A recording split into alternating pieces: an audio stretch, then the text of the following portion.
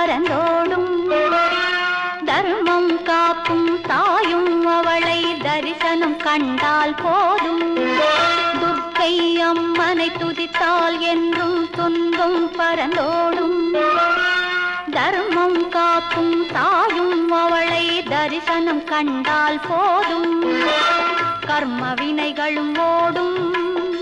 சர்வ மங்களும் கூடும் ஜெய ஜெய தேவி